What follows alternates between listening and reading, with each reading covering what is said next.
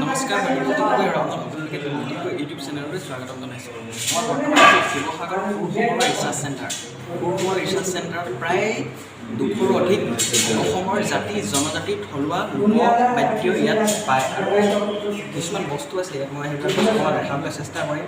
ইয়াত বহুত পুৰণি পুৰণি বস্তু আছে আৰু সূৰসমৰ ৰিচাৰ্চ চেণ্টাৰ প্ৰতিষ্ঠাপক আছে ডিজাইন গগৈ আৰু মই ডিজাইন গগৈৰ ওচৰলৈ যাম, মই জানিম কি কি বস্তু পায় ইয়াত আৰু কেনেকুৱা ধৰণৰ কি পায় সকলো কথা জানিম। যাওক ডিজাইন গগৈ সূৰসমৰ ৰিচাৰ্চ চেণ্টাৰ প্ৰতিষ্ঠাপক ডিজাইন গগৈ আছে আৰু মই ডিজাইন গগৈৰ পোনে পোনে কিছুমান কথা জানিব বিচাৰিম যে ইয়াত 200ৰো অধিক থলুৱা লোকবাদ্য পায় বিভিন্ন জাতি জনগোষ্ঠী আৰু প্ৰথমে ডিজাইন গগৈক স্বাগতম জনাইছোঁ। নমস্কাৰ। আৰু আপোনাৰ ইয়াত 200ৰো অধিক থলুৱা বাদ্য পায়। অসমত কি কি পায়? অসমতে সম্পদকৈ কোৱাটো অসম্ভৱ, যিহেতু নগাসকলৰ বুদ্ধিষ্টসকলৰ গাৰোসকলৰ অসমত যিমান জাতি জনগোষ্ঠী আছে সকলো বাদ্যবিলাক মই ইয়াত প্ৰস্তুত কৰোঁ। তাৰ উপৰিও কিছুমান বাদ্য সৃষ্টি কৰোঁ, যেনেকৈ 16 ফুট বাঁহী সাতজন মানুহ একেলগে বজাওঁ। 16 একেলগে আমি 2010 চনতে ইয়াত মই বনাইছোঁ, কিন্তু সেইবিলাক যোৰহাটৰ এজনে দেখাইছে, তেওঁ প্ৰথম বনাইছে বুলি কৈছে। এইটো ভুল কথা কৈছে, তেওঁ মোৰ ঘৰত সেইটো নকল কৰিছে মোৰ পৰা।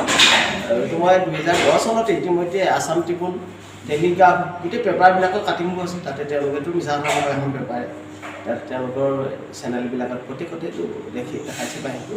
তাৰ উপৰিও মই 27 ফুটি হ'ল ধুপটং জেংটং এইটো বনাইছিলোঁ, সেইকেইটা ইতিমধ্যে নাই। আৰু এতিয়াও তেনেকৈ এখন ঝৰ্ণা আছে, মোৰ পেপাৰটো আছে, মোৰ এইটো 14 ফুট আছে পেপাৰটো আছে। আমাৰ এই হুঁচৰি পুৰণি বাদ্য যিবিলাক বাদ্য হেৰাই যায়, আমি দেখিছিলে এইটো বাঁহৰ এটা চুঙা, বাঁহৰ চুঙাটো চুচি লৈ পিনি আৰু এটা সৰু চুঙা ইয়াক আঘাত কৰিলে এইটো যিটো ধুপটংটো আহলগৰীয়া খেলুৱামী লহৰীয়া ফুটুকলা ধুপটং বজাই দিয়ে ধুপটং। এই ধুপটংটো মানে এতিয়া হেৰাই গৈছে, তেনেকুৱা বাদ্যবোৰ মানে। আৰু ইয়াত কিছুমান বস্তু যিবিলাক মই মানে দেখাই নাই, বহুত অসমৰ মানুহে দেখা নাই এনেকুৱা বস্তু। আমি ইতিমধ্যে এই যিটো সংগ্ৰহালয় বনাইছোঁ, মই ইতিমধ্যে সংগ্ৰহালয়টো আগতে ধুনীয়াকৈ ইয়াতে ৰাখিছিলোঁ যিটো বৰ্তমান অলপ আধুনিকীকৰণ কৰিবলৈ গৈ পিনি অলপ গ্লাছ লগোৱাৰ কাৰণে অলপ খেলি মেলি হৈ আছে। ইয়াত নাম প্লেটবিলাক এতিয়া বৰ্তমান নাই, যিবিলাক নাম প্লেট লগাইছিলোঁ নিম প্লেট, সেই প্লেটবিলাক আকৌ আমি বিহুৱাৰ কাৰণে লগাম, যাতে অসমৰ সকলো ছাত্ৰ ছাত্ৰী ইয়াত বস্তুবোৰ বাদ্যবোৰ চাব পাৰে। মানে বাদ্যবিলাক এতিয়া কিছুমানৰ নাম ক'ব নেকি যিবিলাক ধুপটংটো মই অলপ দেখাই দিছোঁ।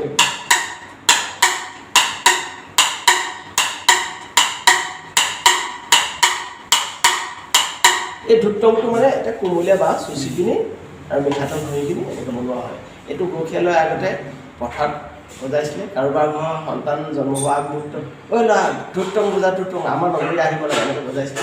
এইটো আহি হুঁচৰিত আমি বজাইছিলোঁ, আমাৰ দেউতাহঁতে বনাইছিলে। লাহে লাহে হুঁচৰিৰ পৰাই ধুপটংটো হেৰাই গৈছিল। তাৰপিছত এখন দতোৰাখন এখন বজাই দেখাইছোঁ।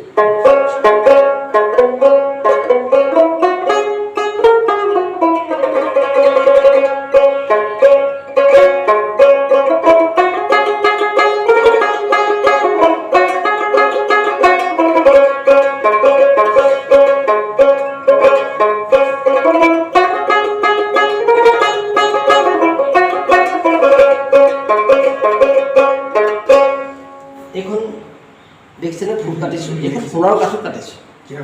সোণাৰু কাঠ মই যিটো মানুহে মানে নবনায় তেনেকুৱা কাঠবিলাকৰ পৰা বনাওঁ, সোণাৰু কাঠত বনাইছোঁ।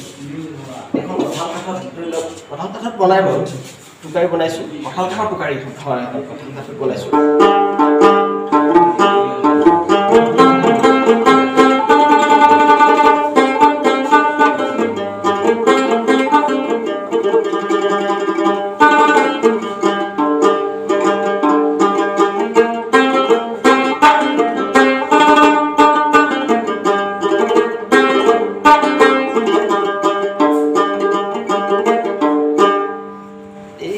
ফুল চুল কাটিছোঁ, ভাবি থাকোঁ এবাৰ কেনেকুৱা কৰিলে কি হ'ব। এই ডিজাইনবিলাক এইবিলাক মোৰ কাৰো ওচৰত মই আৰ্ট শিকা নাই, এই ড্ৰয়িং কাৰো ওচৰত শিকা নাই, নিজে নিজে কাটি যাওঁতে ফুলবিলাক ওলাই যায় তেনেকুৱা।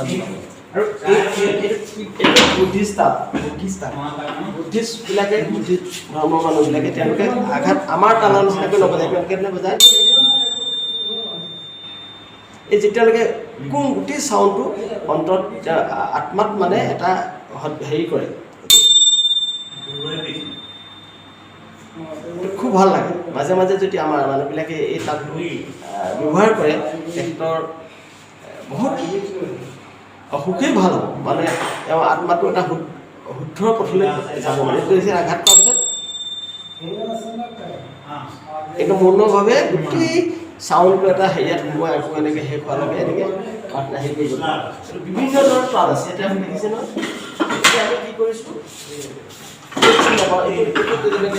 আপোনাৰ বৰতাল এইটো ভোৰতাল এইটো মাজুতাল ভোৰতাল এইটো নৃত্য কৰে এইটো মাজুতাল গায়ন বায়নত বজায় মাজুতাল এইটো আপোনাৰ বিহুত বজায় বিহুতাল আৰু এইটো জুৰিতাল এইটো বৰগীতত বজায় জুৰিতাল এইটো মন্দিৰা তাল এইটো এইটো সংকীৰ্তনবিলাকতো নাই হৰিকীৰ্তনত আৰু এইটো বুদ্ধিষ্ট তাল আৰু এইটো খুটিতাল এইটো খুটিতালটো আমাৰ এইটো ক'ত বজায় খুটিতাল এইটো আমাৰ যিটো বৰতাল ৰামতাল খুটিতাল তিনিতাল বাজি চিঠা মদন গোপাল এইটো মানে খুটিতালটো আমাৰ টোকাৰী গীতৰ লগত বজায় আৰু যিবিলাক দেহ বিচাৰ গীতৰ লগত বজায় সেইফালে তেওঁলোকৰ থিয় নামবিলাকত বজায় সেইফালে এইটো আকৌ এইটো এটা তাল নেই এইটো ৰামতালটো ইতিমধ্যে হেৰাই গৈছে ৰামতালটো বাঁহৰ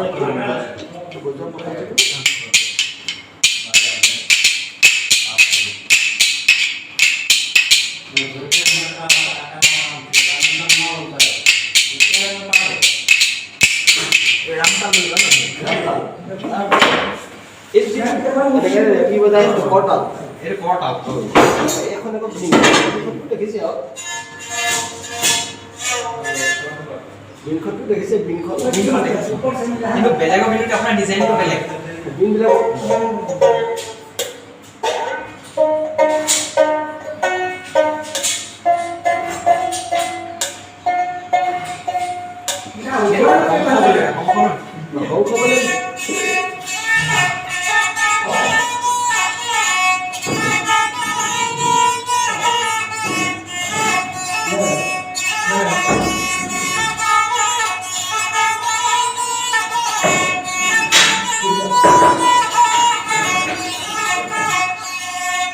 শংখ মানে আমাৰ এনেকুৱা আছে শংখ বহুত বেলেগ এইটো যিটো বহুমুখী শংখ এইটো সামুদ্ৰিক শংখ তাৰপিছত এইটো বহুমুখী শংখ এইটো এতিয়া যেনেকৈ সমুদ্ৰ মতা এইটো সামুদ্ৰিক শংখ এইটো পাঞ্চজনীয় তাৰপিছত এইটো মুকুতা শংখ আটাইতকৈ দামী শংখ এইটো মুকুতা চুব পাৰিম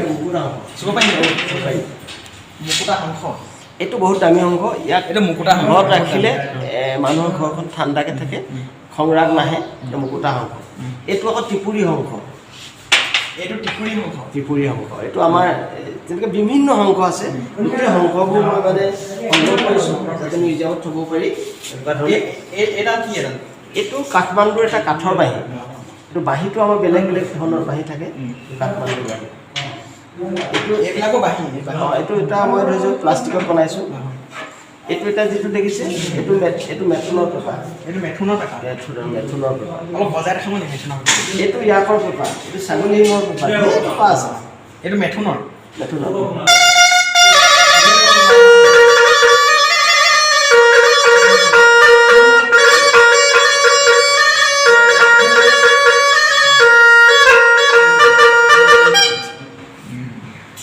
এইটো ইয়াকৰ পেপা এইটো ছাগলী শিঙৰ পেপা ছাগলী শিঙৰ পেপা আৰু প্ৰথম দেখিছোঁ ছাগলী শিঙৰ পেপা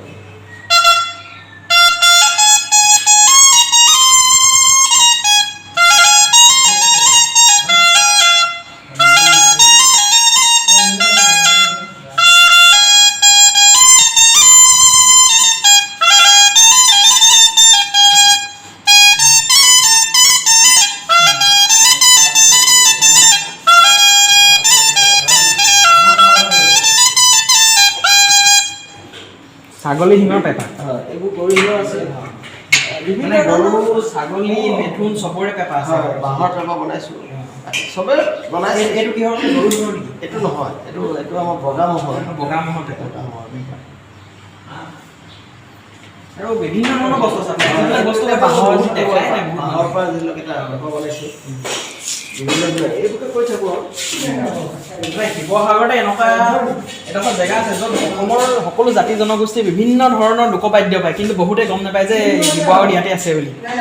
এইটো যি কিছুমানে পায়, যিবিলাকে ইউটিউব চাই থাকে বা যিসকলে কৃষ্টিৰ লগত জড়িত, যিসকল এতিয়া অসমৰ প্ৰায় হুঁচৰিবিলাকেই মোক চিনি পায়, যিহেতু তেওঁলোকে মোৰ ইয়াৰ পৰা ঢোল পেঁপা ক্ৰয় কৰে, গতিকে প্ৰতি যোৱা হুঁচৰিয়ে মোৰ ঘৰলৈ আহে, বিশেষকৈ গগনাৰ কাৰণে আহে। গগনাটো উন্নতমানৰ গগনা বনাওঁ। আপোনাৰ এইটো বৰ ডিঙিটো ভাল বস্তু এটা পিন্ধিছে, এইটো কি হয় আছে? এইটো থাইলেণ্ডৰ এটা সুতুলি। থাইলেণ্ডৰ যাতে এইটো থাইলেণ্ডৰ সুতুলি।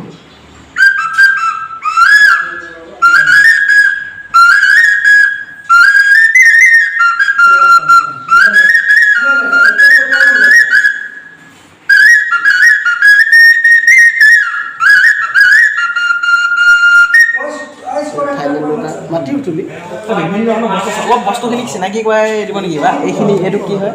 তথাপি যি বাঁহৰ এটা ধৰি লওক এইটো বজাই বনাইছোঁ। এইটো জাতিলাওৰ পৰা বনাইছোঁ। জাতিলাও পেঁপা, জাতিলাওৰ পৰা বনাইছোঁ।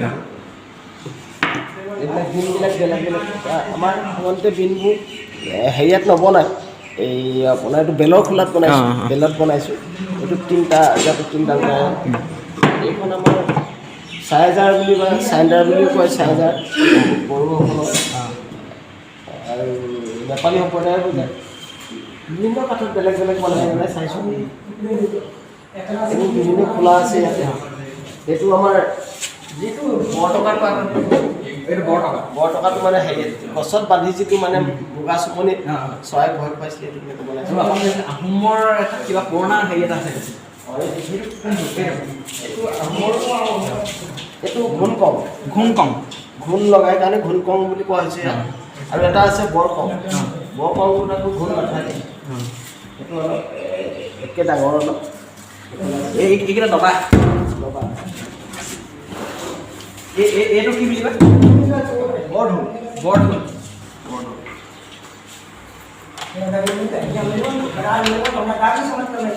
বিভিন্ন ধৰণৰ বস্তু আছে ইয়াত। এইখন কি বুলি কয়? এইটো মই জনা এটা সৃষ্টি পাইছোঁ। প্ৰতি বছৰে সৃষ্টি কৰোঁ।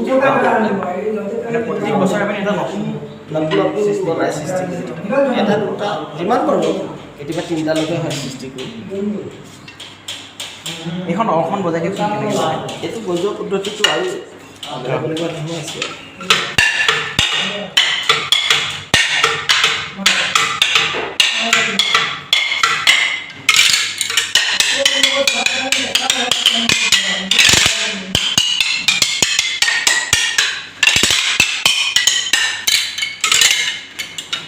ধুনীয়াই বজাব পাৰি, আধুনিক ভিতৰত তাত বজাব পাৰিব।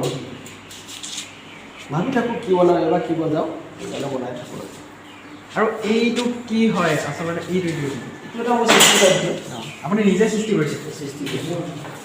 এই বাদ্যটোৱে ই মানে ইয়াত বহুতটা বাদ্যৰ কাম কৰে। ইয়াত মানে 4-5টা বাদ্যৰ কাম ই অকলে কৰে।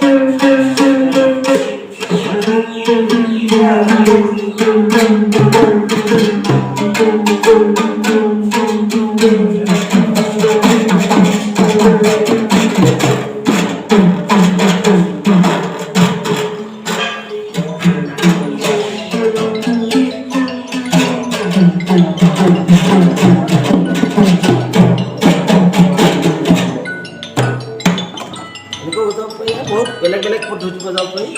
এনেকৈ বজাব পাৰি।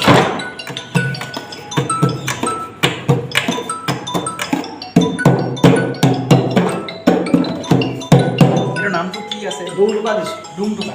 আৰু নিজে সৃষ্টি কৰিছে? নিজে সৃষ্টি কৰিছোঁ। অসমৰ জাতি জনগোষ্ঠীৰ বিভিন্ন ধৰণৰ লোকবাদ্য আছে ইয়াত, আৰু গোটেইখিনি দেখাবলৈ সম্ভৱ নহয়। আৰু যিমানখিনি অসুবিধা অলপ কম সময়ে যিহেতু অলপ অসুবিধা, সম্ভৱ নহয় গোটেইখিনি দেখাবলৈ। তথাপিও আমি যিখিনি বাৰু আপোনালোকক দেখালোঁ, আৰু ডিজেন গগৈ ডাঙৰীয়াক এইখিনিতে ধন্যবাদ জ্ঞাপন কৰিছোঁ। ইমানখিনি আপুনি বস্তু নিজে সৃষ্টি কৰিছে, বহুত বিভিন্ন জাতি জনগোষ্ঠী ইয়াত সংৰক্ষণ কৰি ৰাখিছে, দেখি ভাল লাগিছে। হয়তো শিৱসাগৰ বহুত মানুহেই নাজানে এনেকুৱা এটা যে শিৱসাগৰতে আছে বুলি। বিহু আগে আগে আমাৰ ইতিমধ্যে সংগ্ৰহালয়টো সম্পূৰ্ণ হৈ যাব। সকলো অসমবাসী ৰাইজলৈ মই আগন্তুক ৰঙালী বিহু শুভেচ্ছা জ্ঞাপন কৰিছোঁ। লগতে এই চেনেলটোতো মই কৰ্মকথালৈ মোৰ আন্তৰিক শ্ৰদ্ধা আৰু মৰম যাচিছোঁ। অসমীয়া সাহিত্যক মই অনুৰোধ জনাইছোঁ তেখেতলোক যাতে আগন্তুক বিহুটো ভালকৈ পালন কৰিব পাৰে। গতিকে অসমবাসী ৰাইজে আহক এবাৰ মোৰ ঘৰলৈ গোটেই বাদ্যখিনি চাবলৈ সকলোকে মই নিমন্ত্ৰণ কৰিছোঁ। বিহু আগতে মোৰ সংগ্ৰহালয়টো ইতিমধ্যে এতিয়া ঠিক ঠাক কৰি থকা হৈছে, গতিকে হৈ যাব। আপোনালোকে ধন্যবাদ থাকিল।